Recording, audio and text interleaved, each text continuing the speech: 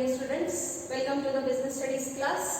What is our today's topic? See, our today's topic is merits and limitations of cooperative society. ಇವತ್ತಿನ class the ವಿಷಯ ಏನೇನು ನೋಡ್ರಿ, ಸಹಕಾರ ಸಂಘಗಳ ಅನುಕೂಲತೆಗಳು ಮತ್ತು ನೀತಿಗಳು. ಸೊ ಇವತ್ತಿನ ಕ್ಲಾಸ್ ನೋಡಿದ್ಮೇಲೆ ನಿಮಗೆ ಅನಿಸ್ತಿರ್ಬೇಕು, ಯೋಪ ಪ್ರತಿಯೊಂದ್ರಾಗ ಏನಾದ್ರು ನೀತಿಗಳು ಇದ್ದೇ ಅದಾವು ಇರುವ ನೋಡ್ರಿ. ಯಾಕಂದ್ರೆ ಯಾವುದು ಈ ಜಗತ್ತದಲ್ಲಿ ಪರಿಪೂರ್ಣ ಇಲ್ಲ. There is nothing called as perfect without any limitation. So everything will have its limitation, and therefore it's very very important for you to develop a approach where you should and must be able to identify the merits and take your decisions according to the limitations. Okay, so then ultimately you will be more successful. So ನೋಡ್ರಿ, ಪ್ರತಿಯೊಂದರಲ್ಲಿ ಏನಾದ್ರು ನೀತಿಗಳು ಅಂತೂ ಇದ್ದೇ ಇರ್ತಾವ. ಯಾವುದು ಈ ಜಗತ್ತದಲ್ಲಿ ಪರಿಪೂರ್ಣ ಇಲ್ಲ. ಹಾಗಾಗಿ ಪ್ರತಿಯೊಂದು ಏನು ವ್ಯವಹಾರ ಸಂಘಟನೆಗಳು ಅದಾವು, ಅದರಲ್ಲಿ ಏನು ಅನುಕೂಲತೆಗಳು ಅದಾವು ಮತ್ತು ಅದರ ಏನು ನೀತಿಗಳು ಅದಾವು, ಅದನ್ನು ನೀವು ಸರಿಯಾಗಿ ತಿಳ್ಕೊಂಡ್ರು ಅಂದ್ರೆ ನಾಳೆ ನಿಮಗೆ ಯಾವ ಮತ್ತು ಎಂಥ ಪ್ರಕಾರದ ವ್ಯವಹಾರವನ್ನು ಮಾಡಬೇಕು ಅಥವಾ ಅದನ್ನು ನೀವು ಮಾಡಿದ್ರೆ ನಿಮಗೆ ಜಾಸ್ತಿ ಲಾಭ ಆಗ್ತೈತಿ, ಸಹಾಯ ಆಗ್ತೈತಿ, ಅನುಕೂಲ ಆಗ್ತೈತಿ, ಅದರ ನಿಮಗೆ ಏನಾಗ್ತೈತಿ ಸಂಪೂರ್ಣ ಮಾಹಿತಿ ಇತ್ತು, ಜ್ಞಾನ ಇತ್ತಂದ್ರೆ ನೀವು ತಗೋವಂತ ನಿರ್ಣಯಗಳು ಹೆಂಗಾಗ್ತಾವು ಸರಿಯಾಗಿ ಆಗ್ತಾವೆ. ಓಕೆ, ಸೊ ಇದು ನಮ್ಮ 4ನೇ ಪ್ರಕಾರದ ವ್ಯವಹಾರ ಸಂಘಟನೆ ಐತಿ. Okay, so let us understand the merits of cooperative society. Okay, ಸಹಕಾರ ಸಂಘಗಳ ಅನುಕೂಲತೆಗಳು ಏನದಾವು ಮತ್ತು ಅದನ್ನು let us focus on the positive side first and later on the limitations. ಮೊದಲನೇ ಪಾಯಿಂಟ್ ಏನ್ ಹೇಳ್ತಾರೆ ನೋಡ್ರಿ, ಈಕ್ವಾಲಿಟಿ ಇನ್ ವೋಟಿಂಗ್ ಸ್ಟೇಟಸ್. ಓಕೆ, ಮತದಾನ ಸ್ಥಾನಮಾನದಲ್ಲಿ ಸಮಾನತೆ. ಸ್ಥಾನಮಾನದಲ್ಲಿ ಇದು ಬಹಳ ಮಹತ್ವದ ಶಬ್ದ. ಏಕೆ ಅಂದರೆ ಇಲ್ಲಿ ನೀವು ಎಷ್ಟು ಕ್ಯಾಪಿಟಲ್ ಹಾಕಿರಿ, ಎಷ್ಟು ಬಂಡವಾಳ ಹಾಕಿರಿ, ಅದರ ಆಧಾರದ ಮೇಲೆ ನಿಮಗೆ ವೋಟಿಂಗ್ ಪವರ್ ಇರಂಗಿಲ್ಲ. ಯಾಕಂದ್ರೆ ನಾವು ನೋಡ್ತೀವಿ ಬೇರೆ ಸಂಘಟನೆಗಳಲ್ಲಿ ಪಾರ್ಟ್ನರ್ಶಿಪ್ ಬಿಸ್ನೆಸ್ ಅನ್ನ ಹೋಯ್ತು ನೋಡ್ರಿ, ದಟ್ ಎಷ್ಟು ನೀವು ಬಂಡವಾಳ ಹಾಕ್ತೀರಿ ಅಷ್ಟ ನಿಮ್ಮ ಪ್ರಾಫಿಟ್ ಶೇರಿಂಗ್ ರೇಷಿಯೋ ಜಾಸ್ತಿ ಆಗ್ತೈತಿ. ಪ್ರಾಫಿಟ್ ಶೇರಿಂಗ್ ರೇಷಿಯೋ ಜಾಸ್ತಿ ಆಯ್ತಂದ್ರೆ ಅಲ್ಟಿಮೇಟ್ಲಿ ನಿಮ್ಮ ಡಿಸಿಷನ್ ಪವರ್ ಜಾಸ್ತಿ ಆಗ್ತೈತಿ. ಅಥವಾ ನೀವು ಎಂಥ ಪ್ರಕಾರದ ಪಾರ್ಟ್ನರ್ ಅದಿರಿ ಅದರ ಆಧಾರ ಮೇಲೂ ನಿಮ್ದು ಪ್ರಾಫಿಟ್ ಶೇರಿಂಗ್ ರೇಷಿಯೋ ಆಯಿತು ಅಥವಾ ಡಿಸಿಷನ್ ಮೇಕಿಂಗ್ ಪವರ್ ಆಯಿತು, ಅದೆಲ್ಲ ಜಾಸ್ತಿ ಇರ್ತೈತಿ. ಸೊ ಇಲ್ಲಿ ನಿಮಗೆ ಏನು ಕಾಣ್ಬಿಡ್ತೈತಿ, ಬಂಡವಾಳದ ಆಧಾರ ಮೇಲೆ ಅಥವಾ ಸ್ವರೂಪದ ಆಧಾರ ಮೇಲೆ ಏನಾಗ್ಬಿಡ್ತೈತಿ, ಭೇದ ಭಾವ ಕಾಣ್ತೈತಿ. ಬಟ್ ಈ ಪ್ರಕಾರದ ಏನು ಸಂಘಟನೆಗಳು ಅದಾವು, ಸಹಕಾರ ಸಂಘಗಳು ಏನದಾವು, ಅದರಲ್ಲಿ ಒಂದು ವ್ಯಕ್ತಿಗೆ ಒಂದೇ ವೋಟ್ ಸಿಗ್ತೈತಿ. One man one vote.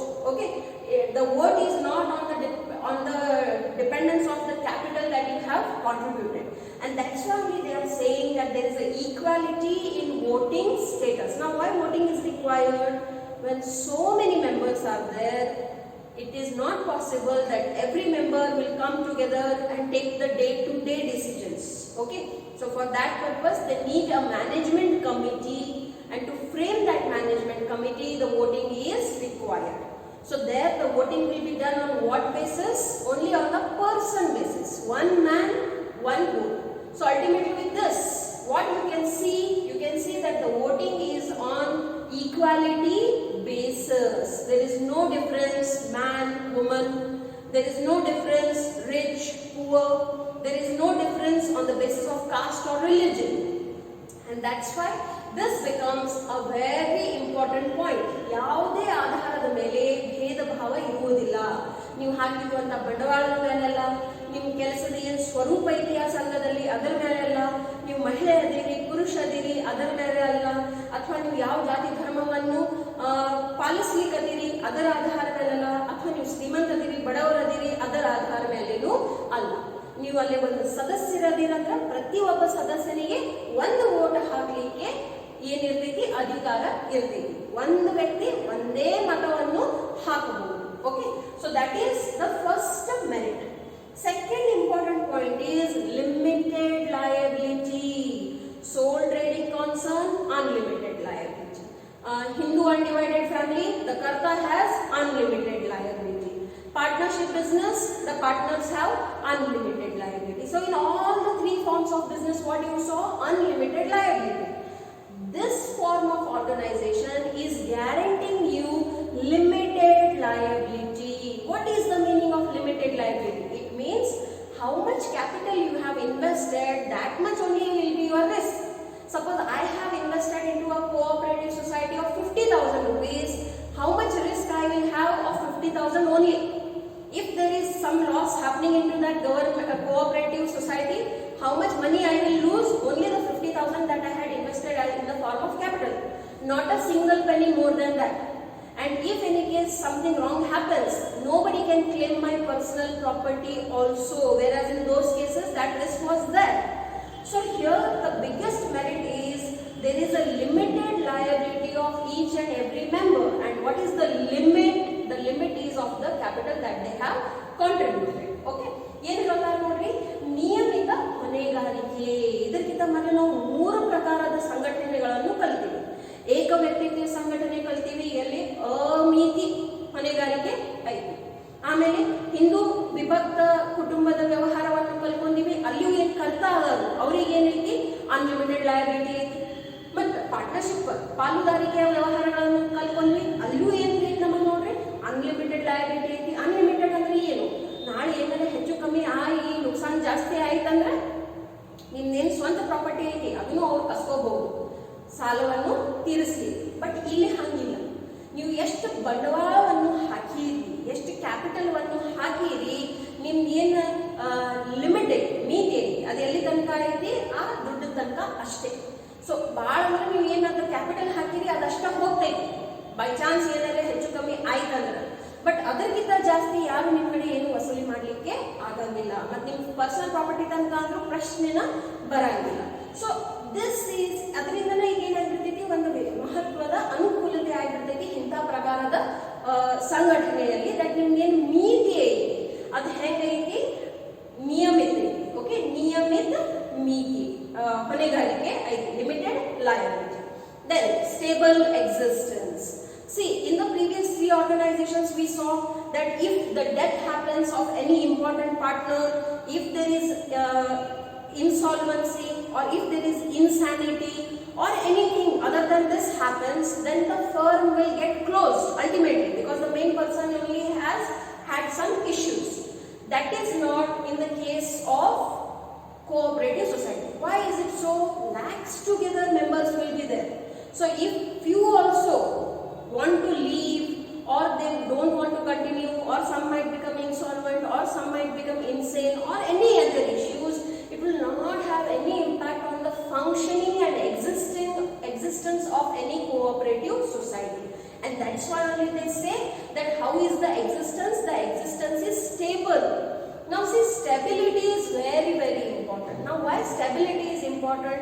Because when you see that the organization, a form of organization is going to continue for many, many years, it becomes very easy for the investors to invest money.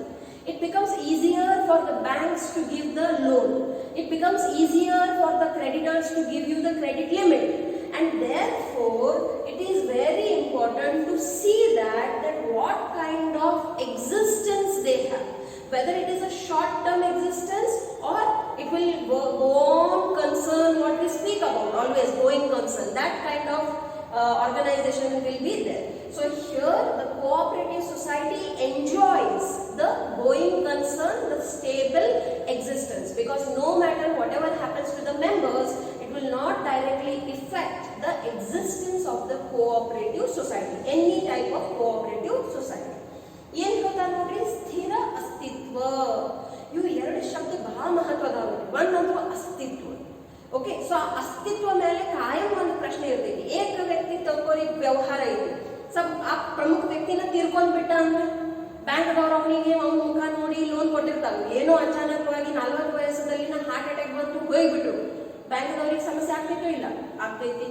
ಯಾರು ಉದಾರೀಕರಣದ ಆಧಾರ ಮೇಲೆ ಅವರಿಗೆ ಕಚ್ಚಾ ವಸ್ತು ಅದನ್ನೆಲ್ಲ ಕೊಟ್ಟಿರ್ತಾರೋ ಅವ್ರ ದೊಡ್ಡ ಸಮಸ್ಯೆ ಆಗಿಬಿಡ್ತೈತಿ.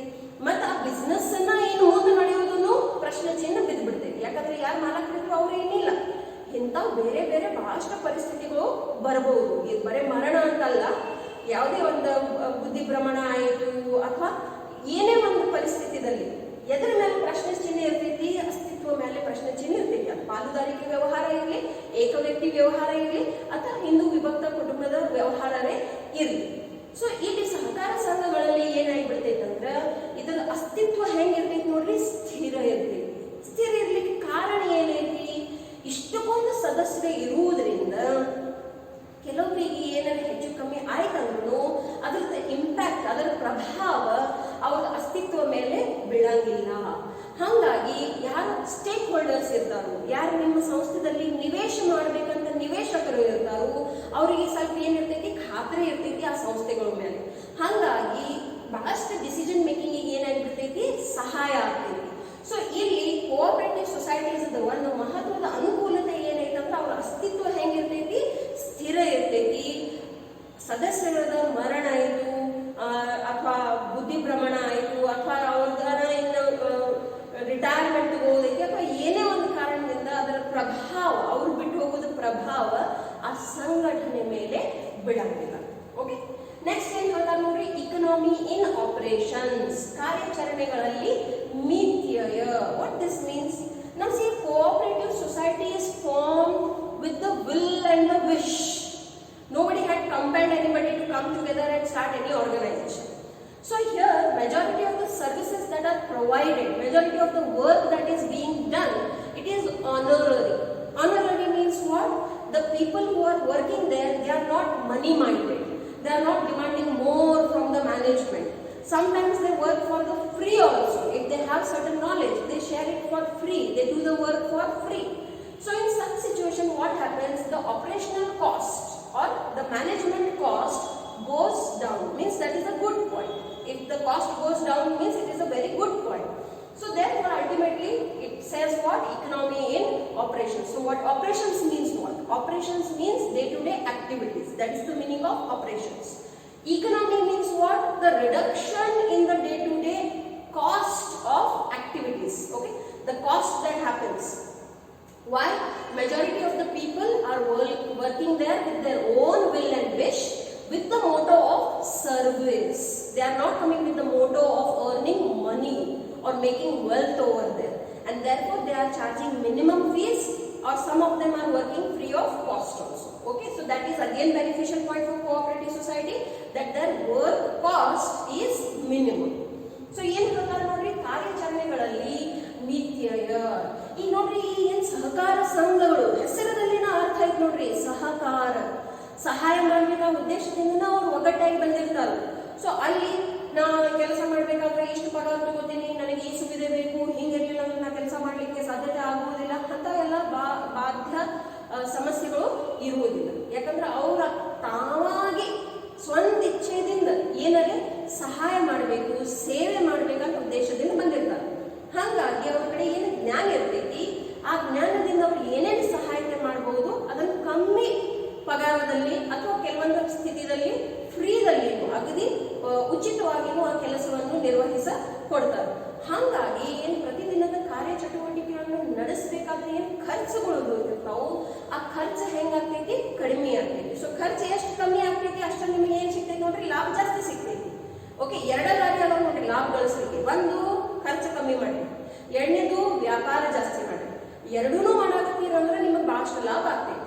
So ಪ್ರತಿಯೊಂದು ನಿರ್ವಾಹಕರದ ಒಂದು ಉದ್ದೇಶ ಏನಿರ್ತೈತಿ, ಖರ್ಚು ಕಮ್ಮಿ ಆಗಬೇಕು, ವ್ಯಾಪಾರ ಜಾಸ್ತಿ ಆಗಿದೆ. Every manager or owner always focuses on these two things. The cost should be minimum and the sales should be maximum. So ultimately the profit will become huge. Okay. Next ಏನ್ ಹೇಳ್ತಾರೆ ನೋಡ್ರಿ, ಸಪೋರ್ಟ್ ಫ್ರಮ್ ಗವರ್ಮೆಂಟ್. ಓಕೆ, ಸಹಕಾರ ಸಂಘಗಳಿಗೆ ಏನೈತಿ ನೋಡ್ರಿ, ಸರ್ಕಾರದಿಂದ ಬೆಂಬಲ ಐತಿ.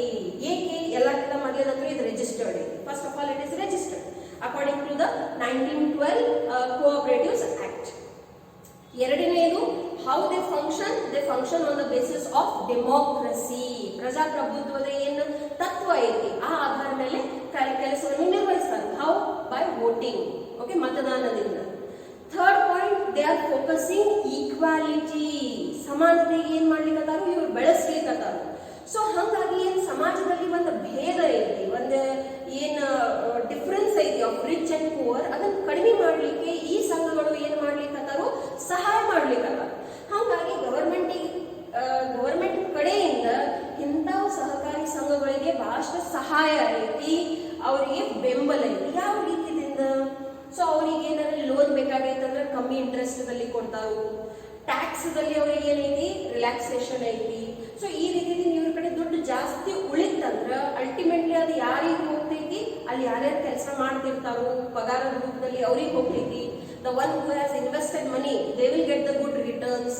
So ultimately the government will also support these kind of cooperative organizations by reduction into their taxes, by helping them into various, by providing them various funds or in many other ways. Why is it so? Because they are using the system of democracy by using the voting power. Second, they are promoting equality. And the third most important point is it is a registered organization, because here the registration is compulsory. Now the last point is ease of formation, sthapaneya sugamate. Now what is the procedure for formation of any cooperative society? First of all, you require 10 people who are themselves willing to start a cooperative society, and all and everybody should be adult. Okay, then the minimum paperwork is required, like what business, where, how, what is the capital, and the basic information, and you are ready to start your own cooperative society. So its formation and closure both are easy. So that's why it is again a plus point, it's a merit to start a cooperative society. ಏನು ಹೇಳ್ತಾರೆ ನೋಡ್ರಿ, ಸ್ಥಾಪನೆಯಲ್ಲಿ ಸುಗಮತೆ.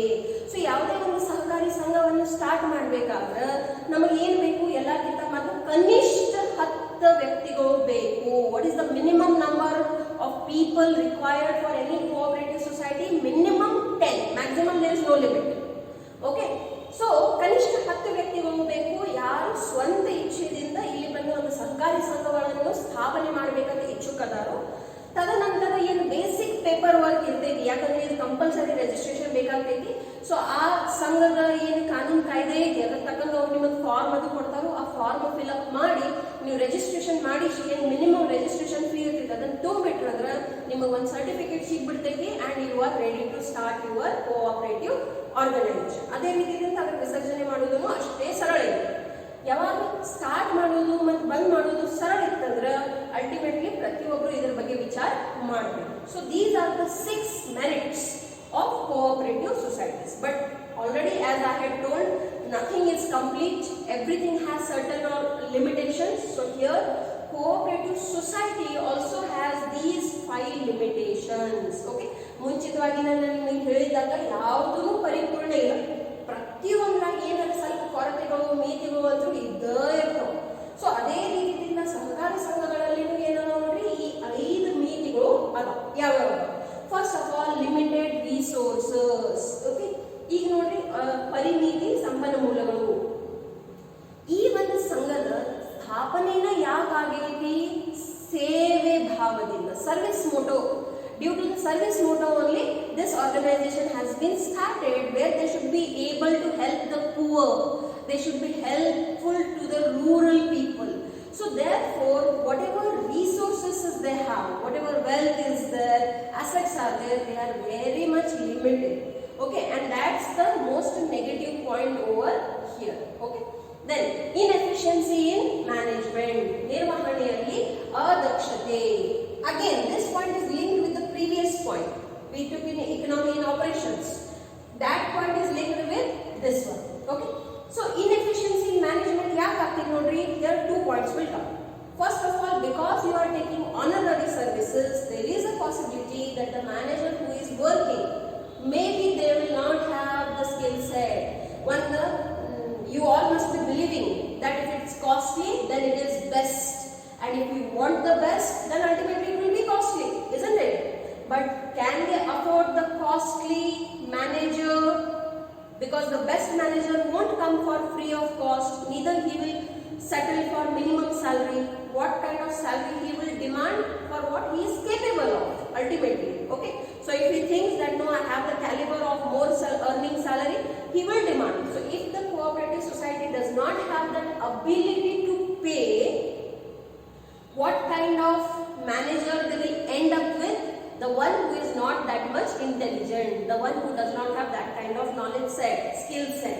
So ultimately what will happen? Whatever work they are doing, in that they can see the inefficiency, where the work is not happening how it should happen.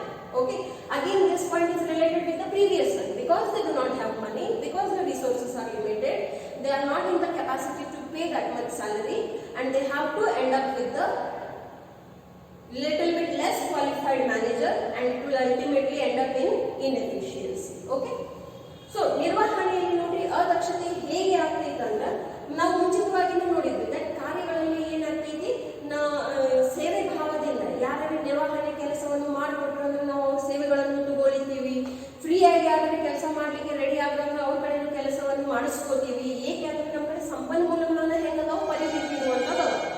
ಇಂಥ ಸಂದರ್ಭದಲ್ಲಿ suppose ನೀವು ಒಂದು ಒಳ್ಳೆ ಶಾನೆ ಇರುವಂತ ನಿರ್ವಾಹಕರನ್ನು ತಗೊಂಡ್ ಬಂದ್ರೆ ಅವ್ರು ಏನು ಬೇಡ್ತಾರೋ ಹೆಚ್ಚಿದ ಪಗಾರವನ್ನು ಬೇಡ್ತಾರೆ. ಏನಲ್ಲ ಪುಸ್ತಕದಲ್ಲಿ ಬೆಳಂಗಿಲ್ಲ, ಅವ್ರ ಕಡೆ ಅಂತ ಜ್ಞಾನ ಇರ್ತೈತಿ, ಕೌಶಲ್ಯತೆ ಇರ್ತೈತಿ, ಹಾಗಾಗಿ ಬೆಳೆದಿರ್ತಾರೆ. ಬಟ್ ಸಪೋಸ್ ನಿಮ್ ಕಡೆ ಅಷ್ಟ ಸಂಪನ್ಮೂಲತೆ ಇಲ್ಲ, ಅಂತ ಸ್ಥಿತಿಯಲ್ಲಿ ನಿಮ್ ಕಡೆ ಅದು ಅವರಿಗೆ ಪೇಮೆಂಟ್ ಮಾಡ್ಲಿಕ್ಕೆ ಆಗಂಗಿಲ್ಲ ಅಂದ್ರೆ ಅವ್ರ ನಿಮ್ ಕಡೆ ಕೆಲಸಕ್ಕೆ ಬರಂಗಿಲ್ಲ. ಸೊ ಅಂತ ಸ್ಥಿತಿಯಲ್ಲಿ ಏನಾಗಿಬಿಡ್ತೈತಿ, ನೀವು ಮಾಡುವಂತ ಏನು ಕಾರ್ಯಗಳು ಅದಾವ, ಏನ್ ನಿರ್ವಹಣೆ ಐತಿ ಅದರಲ್ಲಿ ಅದಕ್ಷತೆ ಕಾಣ್ತೈತಿ. ಏಕೆ ಅಂದರೆ ನಿಮ್ಮಲ್ಲಿ ಯಾರು ನಿರ್ವಾಹಕರು ಅದಾರು ಮೇ ಬಿ ಅವ್ರ ಕಡೆ ಆ ಸರಿಯಾದ ಜ್ಞಾನ ಇಲ್ಲ. ಓಕೆ, ಸೊ ಅಲ್ಲಿ ನೀವು ದುಡ್ಡು ಉಳಿಸಕ್ ಹೋಗಿ ಏನ್ ಮಾಡ್ತೀರಿ, ನೀವು ಏನ್ ಕಾರ್ಯ ಚಟುವಟಿಕೆಗಳು ಅದಾವು ಅದರಲ್ಲಿ ಕಾಂಪ್ರಮೈಸ್ ಮಾಡ್ಬೇಕಾಗ್ತೈತಿ. So this is one more limitation. ಈಗ ಅವ್ರು ಏನ್ ಬೇಕಾದ್ಲೆ ಪಗಾರ ಕೊಡಕತ್ತಿಲ್ಲ ಹಂಗೈತಿ, ಹಂಗೂ ಇಲ್ಲಿ ನೋಡ್ರಿ ಪಾಪ ಅವ್ರ ಕಡೆ ದುಡ್ಡನ್ನ ಇಲ್ಲ. ಓಕೆ, ದುಡ್ಡು ಇರ್ತಿತ್ತಂದ್ರೆ ಅಗದಿ IIT ಪಾಸ್ ಆಗಿರುವಂತ ಒಂದು ಮ್ಯಾನೇಜರ್ ಇದ್ದು ತಂದು ಅಪಾಯಿಂಟ್ ಮಾಡ್ಲಿಕ್ಕೆ ಅವ್ರಿಗೆ ಸಾಧ್ಯತೆ ಇರ್ತೈತಿ, ಯಾರಿಗೆ ಬೇಡಾಗಿರ್ತಾರೆ best manager. But then they should have that kind of resources also. Okay, ಅವ್ರ ಕಡೆ ಅಷ್ಟು ಏನಿರಬೇಕು, ಸಂಪನ್ಮೂಲತೆಯೂ ಇರಬೇಕು. ಸಂಪನ್ಮೂಲತೆ ಇತ್ತಂದ್ರೆ ಎಂತ ಬೇಕಾದ ಒಳ್ಳೆಯ ನಿರ್ವಾಹಕರಿಗೂ ತಂದು ಅವ್ರು ಏನ್ ಮಾಡ್ಬೋದು, ನೌಕರಿಗೆ ಇಡಬಹುದು. ಬಟ್ ಯಾವಾಗ ಸಂಪನ್ಮೂಲತೆಗಳಲ್ಲಿನ ಪರಿಮಿತಿ ಇರ್ತೈತಿ, ಯಾವಾಗ ಸರಿಯಾದ ನಿರ್ವಾಹಕರು ಸಿಗುವುದಿಲ್ಲ, ನಿರ್ವಹಣೆಯಲ್ಲಿ ಏನ್ ಕಾಣ್ತೈತಿ ನೋಡ್ರಿ, ಅದಕ್ಷತೆ ಕಾಣ್ತೈತಿ. Okay, then the next point is lack of secrecy, ಗೋಪ್ಯತೆಯ ಕೊರತೆ. It is very important that you should be able to maintain some secrets which are beneficial for the existence and survival of the business. ಪ್ರತಿಯೊಂದನ್ನು ಎಲ್ಲರಿಗೂ ಒಡೆದು ಹೇಳಲಿಕ್ಕೆ ಆಗಂಗಿಲ್ಲ. ಸ್ವಲ್ಪ ಏನು ಮಾಹಿತಿ ಇರ್ತೈತಿ, ಯಾವುದು ವ್ಯವಹಾರದ ಬೆಳವಣಿಗೆ ಸಲುವಾಗಿ, ಅದರ ಅಸ್ತಿತ್ವ ಸಲುವಾಗಿ ಗೋಪ್ಯತೆ ಇಡುವುದು ಬಹಳ ಮಹತ್ವದ ಇರ್ತೈತಿ. ಯಾಕಂದ್ರೆ ಯಾರು ಅದನ್ನು ಎಲ್ಲಿ ಹೇಗೆ ಉಪಯೋಗ ಮಾಡ್ತಾರೋ ಅಂತ ನಿಮಗೆ ಹೇಳಲಿಕ್ಕೆ ಬರುವಂಗಿಲ್ಲ. ಬಟ್ ಇಲ್ಲಿ ಸಹಕಾರ ಸಂಘಗಳಲ್ಲಿ ಏನಿರ್ತದೆ ನೋಡಿ, ಸಿಕ್ಕಾಪಟ್ಟಿ ಸದಸ್ಯರು ಇರ್ತಾರೆ. ಓಕೆ, ಹಾಗಾಗಿ ಓಪನ್ ಮೀಟಿಂಗ್ ನಡೀತಿರ್ತವೆ. ಓಪನ್ ಮೀಟಿಂಗ್ ನಲ್ಲಿ ಏನು ಮುಚ್ಚಿಡ್ಲಿಕ್ಕೆ ಸಾಧ್ಯತೆ ಇರಂಗಿಲ್ಲ. ಪ್ರತಿಯೊಂದು ಮಾಹಿತಿಯನ್ನು ನೀವು ಎಲ್ಲರ ಜೊತೆ ಹಂಚಲೇಬೇಕಾಗ್ತೈತಿ. ಹಾಗಾಗಿ ನೀವು ಏನು ಗೋಪ್ಯತೆಯನ್ನು ಇಡ್ಲಿಕ್ಕೆ ಸಾಧ್ಯತೆ ಇರುವಂಗಿಲ್ಲ. ಇದು ಒಂದು. ಎರಡನೇ ಒಂದು, ಕಾನೂನದ ಸರ್ಕಾರ ಕಡೆಯಿಂದನೂ ಅವ್ರ ಕಡೆಯಿಂದನೂ ಬಹಳಷ್ಟು ಒತ್ತಡ ಇರ್ತೈತಿ. ಅವ್ರೂ ಬಹಳಷ್ಟು ಕಾನೂನು ಕಾಯ್ದೆಗಳು ಅದಾವು. ಎಲ್ಲಿ ನಾವು ಅಕೌಂಟಿಂಗ್ ಸ್ಟೇಟ್ಮೆಂಟ್ಸ್ ಅದಾವು, ಅಕೌಂಟಿಂಗ್ ಬುಕ್ಸ್ ಅದಾವು, ಅದು ಕಂಪಲ್ಸರಿ ಅವ್ರಿಗೆ ನಾವು ನಿಯಮಿತವಾಗಿ ತೋರಿಸೋದಿರ್ತಾವು. ಅವ್ರು ಹೇಳಿರುವಂತ ಕಾರ್ಯಕ್ರಮಗಳನ್ನು ನಡೆಸಬೇಕಾಗ್ತೈತಿ. ಅವ್ರು ಹೇಳಿದೆಲ್ಲ ಏನು ಪ್ರೊಸೀಜರ್ಸ್ ಅದಾವು ಅದನ್ನ ನಾವು ಫಾಲೋ ಮಾಡಬೇಕಾಗ್ತೈತಿ. ಅಂತ ಸ್ಥಿತಿಯಲ್ಲಿನೂ ಅಗೇನ್ ಸೀಕ್ರೆಸಿ ಮೇಂಟೈನ್ ಮಾಡಲಿಕ್ಕೆ ಆಗಂಗಿಲ್ಲ. So in both the situation, in the case of members also, in the case of government also, it is not possible to maintain the secrecy because ultimately this is kind of funded by government. Lots of helpings are coming from government. So from two sides they are unable to maintain the secrecy. First of all, there are too many members. So whenever the meeting happens, how the meeting happens, it happens in open, majority of the times in a big hall room. Okay, so there it's not possible to maintain anything as a secret. See, when only 8 to 10 people are there in a meeting room, it can happen. But then when too many members are there, ultimately there will be a lack of secrecy. Secondly, from the government side also, due to their various rules and regulations, you have to publish your accounts and accounting statements, due to which also again there will be no secrecy.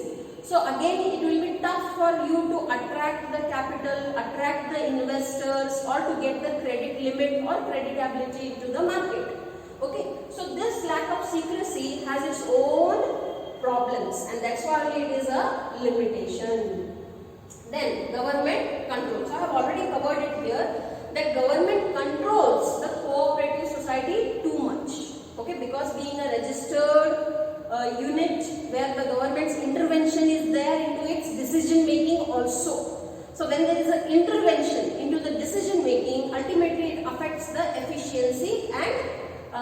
the performance of the organization. So due to government control, the cooperative organizations are unable to flourish. Okay, ಸರ್ಕಾರದ ನಿಯಂತ್ರಣ ನೋಡಿ, ಸರ್ಕಾರದ ಬಹಳಷ್ಟು ಸಹಾಯ ಇಂಥ ಸಹಕಾರ ಸಂಘಗಳಿಗೆ ಸಿಗ್ತಿರ್ತೈತಿ. ಹಾಗಾಗಿ ಸರ್ಕಾರದ ಏನಿರ್ತೈತಿ ನೋಡಿ, ಇಂಥ ಸಂಸ್ಥೆಗಳ ಮೇಲೆ ನಿಯಂತ್ರಣನೂ ಇರ್ತೈತಿ. ಸೊ ಇವಾಗ ಬಹಳ ನಿಯಂತ್ರಣ ಆಗಿಬಿಡ್ತೈತಿ. ಆ ಸಹಕಾರಿ ಸಂಘಗಳು ಏನು ನಿರ್ಣಯಗಳನ್ನು ತಗೊಳ್ಳೋದಿರ್ತಾವ, ಆ ನಿರ್ಣಯಗಳಲ್ಲಿ ಯಾವಾಗ ಅವ್ರದ್ದು ಸರ್ಕಾರದ ನಿಯಂತ್ರಣ ಬರ್ಲಿಕ್ಕೆ ಶುರು ಆಗಿಬಿಡ್ತೈತಿ, ಆ ಸಹಕಾರ ಸಂಘಗಳಿಗೆ ಏನಾಗ್ತೈತಿ ನೋಡಿ, ಬೆಳಲಿಕ್ಕೆ ಮತ್ತು ನಿರ್ಣಯ ತಗೊಳ್ಳಿಕ್ಕೆ ಏನಾಗ್ತೈತಿ, ಅಸಾಮರ್ಥ್ಯತೆ ಆಗ್ತೈತಿ. ಸೊ ಇದೇನೈತಿ, ಒಂದು ದೊಡ್ಡ ಮಿತಿ ಐತಿ. ಕೊನೆಯಲ್ಲಿ differences of opinion. So when too many heads are there, too many ideas, too many solutions, and ultimately everybody will not agree to one point. So there will be differences of opinion on various decisions in between the members. And in this what will happen? Sometimes personal conflicts will happen. Okay, argument will be there, it will get converted into enmity, and then due to the personal conflicts, due to the personal benefits, for sometimes what will happen? The benefit of the cooperative society will be sidelined. They will focus only about self-development and they will not focus on the development of the organization. Why it happens? It happens in case of differences of opinion. ಕೊನೆಯಲ್ಲಿ ಏನು ಹೇಳ್ತಾರೆ ನೋಡಿ, ಅಭಿಪ್ರಾಯ ಭೇದಗಳು. ಯಾವಾಗ ಇಷ್ಟಕ್ಕೊಂದು ಸದಸ್ಯರು ಇರ್ತಾರೋ, ಇಷ್ಟಕ್ಕೊಂದು ತಲೆಗಳು ಇರ್ತಾವು, ಪ್ರತಿಯೊಬ್ಬರದ್ದು ಒಂದು ಮತ ಇರ್ತೈತಿ. ಆ ಮತದಲ್ಲಿ ಏನಾಗಬಹುದು? ಮತಭೇದ ಆಗಬಹುದು. ಮತಭೇದದಲ್ಲಿ ಕೆಲವೊಂದ್ಸತಿ ಜಗಳೂ ಆಗ್ಬೋದು, ಜಗಳದಿಂದ ದ್ವೇಷ ಭಾವನೂ ಹುಟ್ಟಬಹುದು. ಆ ದ್ವೇಷ ಭಾವದಲ್ಲಿ ಕೆಲವೊಂದ್ಸತಿ ಏನಾಗ್ಬಿಡ್ತೈತಿ ನೋಡ್ರಿ, ಆ ಸಂಘಟನೆಯ ಬೆಳವಣಿಗೆ ಮೇಲೆ ಫೋಕಸ್ ಇರಂಗಿಲ್ಲ. ಇದು ಒಂದು. ಎರಡನೇದು, ಇನ್ನೂ ಬೇರೆ ರೀತಿಯಿಂದ ವಿಚಾರ ಮಾಡಿದ್ರೆ ಇನ್ನೂ ಏನೈತಿ ನೋಡ್ರಿ, ಆ ಸಂಘದ ಬೆಳವಣಿಗೆ ವಿಚಾರ ಮಾಡಲಾರ್ದ ಸ್ವಂತದ ಬೆಳವಣಿಗೆ ಸಲುವಾಗಿ ವಿಚಾರ ಮಾಡಿ, ಪರ್ಸನಲ್ ಬೆನಿಫಿಟ್ ಸಲುವಾಗಿ ವಿಚಾರ ಮಾಡಿ ಬಹಳಷ್ಟು ನಿರ್ಣಯಗಳನ್ನು ತಗೋತಿರ್ತಾರೆ. ಸೊ ಅದರಲ್ಲಿ ಅವ್ರಿಗೆ ಲಾಭ ಇರ್ತೈತಿ, ಬಟ್ ಅದರಲ್ಲಿ ಆ ಸಂಘಟನೆಯ ಲಾಭ ಇರಂಗಿಲ್ಲ. ಸೊ ಇದು ಯಾವಾಗ ಆಗ್ತೈತೆ ನೋಡ್ರಿ, ಅಭಿಪ್ರಾಯದಲ್ಲಿ ಭೇದಗಳು ಇದ್ದಾಗ ಆಗ್ತೈತಿ. ಸೊ ಯಾವಾಗ ಬಹಳ ಮಂದಿ ಇರ್ತಾರೋ ಸಾಮಾನ್ಯವಾಗಿ ಸಮಸ್ಯೆ ಆಗತೈತಿ, ಬಟ್ ಇದಕ್ಕೆ ಏನು ಮಾಡ್ಲಿಕ್ಕೆ ಆಗಲ್ಲ. ಕ್ಯಾಪಿಟಲ್ ಬೇಕಾಗೈತಿ, ಬಂಡವಾಳ ಬೇಕಾಗೈತಿ ಅಂದ್ರೆ ಜಾಸ್ತಿ ಸದಸ್ಯರು ನಮಗೆ ಬೇಕಾಗಿರ್ತಾರೆ. ಎಷ್ಟು ಜಾಸ್ತಿ ಸದಸ್ಯರು ಅಷ್ಟೇ ಸ್ವಲ್ಪ ಜಾಸ್ತಿ ಅಭಿಪ್ರಾಯದಲ್ಲಿ ಭೇದಗಳು ಬರ್ತಾವೆ. ಸೊ ಇದರಿಂದ ಏನಾಗ್ತೈತಿ, ನಿರ್ಣಯ ಅಸಮರ್ಥತೆ ಆಗ್ತೈತಿ, ಮತಭೇದ ಆಗ್ತಾವು, ಮನಭೇದ ಆಗ್ತಾವು. ಓಕೆ, ಇಂಥವೆಲ್ಲ ಸಮಸ್ಯೆಗಳು ಉಂಟಾಗ್ತವೆ. So these are the 5 limitations of cooperative societies. Okay, so I hope all of you are understanding my classes. Thank you.